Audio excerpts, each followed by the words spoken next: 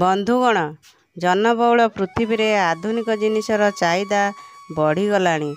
ଗାଡ଼ି ମଟର ସଂଖ୍ୟା ଲୋକ ସଂଖ୍ୟାକୁ ଟପିଯିବାକୁ ବସିଲାଣି। ତେଣୁ ଆମର ଅଧିକାଂଶ ଯାତ୍ରା ଗାଡ଼ିରେ ଚାଲୁଛେ।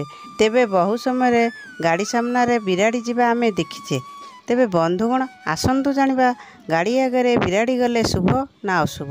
ଜାଣିବା ପୂର୍ବରୁ ଯଦି ଆମ ଚ୍ୟାନେଲରେ ନୂଆ ଅଛନ୍ତି, ତେବେ ଏହିପରି ନୂଆ ନୂଆ ଭିଡ଼ିଓ ଦେଖିବା ପାଇଁ ଆମ ଚ୍ୟାନେଲକୁ ସବସ୍କ୍ରାଇବ୍ କରନ୍ତୁ। ଯଦି ଆମ ଏହି ଭିଡ଼ିଓଟି ଦେଖିନାହାନ୍ତି, ତେବେ ଡେସ୍କ୍ରିପସନରେ ଲିଙ୍କ ରହିଛି, ଦେଖିପାରିବେ।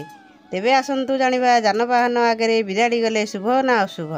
ଯାନବାହନ ସମ୍ମୁଖରେ ବିରାଡ଼ି ପାରିହେଲେ ତା ଅଶୁଭ ଲକ୍ଷଣ ବୋଲି ବିଶ୍ୱାସ କରନ୍ତି। ଏହି ଅଶୁଭ ସୂଚନାକୁ ଏଡ଼ାଇବା ଉଦ୍ଦେଶ୍ୟରେ ଗାଡ଼ି ଚାଳକମାନେ ସାଧାରଣତଃ ଚଳାଉଥିବା ଗାଡ଼ିକୁ ପଛୁଆ କରିଥାନ୍ତି। ଏହାଦ୍ୱାରା ସେମାନଙ୍କର ଗଭୀର ଆତ୍ମପ୍ରତ୍ୟୟ ଜନ୍ମେ ଯେ ସେମାନେ ଆସନ୍ନ ବିପଦକୁ ଏଡ଼ାଇ ଦେଇ ପାରନ୍ତି। ଗାଡ଼ି ସମ୍ମୁଖରେ ବିରାଡ଼ି ବିଚରଣ ନ କରି ମଧ୍ୟ ଦୁର୍ଘଟଣା ଘଟିଥାଏ। ରାସ୍ତାରେ ଅନେକ ଥର ବିରାଡ଼ି ପାରିହେବାର ଦେଖି ମଧ୍ୟ ଗାଡ଼ି ଚାଳକ ନିର୍ବିଘ୍ନରେ ଯାତ୍ରା ସମାପ୍ତି କରିଥାନ୍ତି।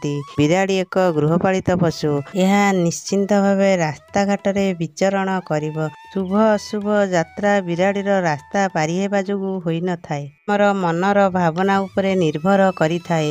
ଭିଡ଼ିଓଟି ଯଦି ଭଲ ଲାଗିଥାଏ, ତେବେ ଲାଇକ୍, ସେୟାର, କମେଣ୍ଟ କରନ୍ତୁ।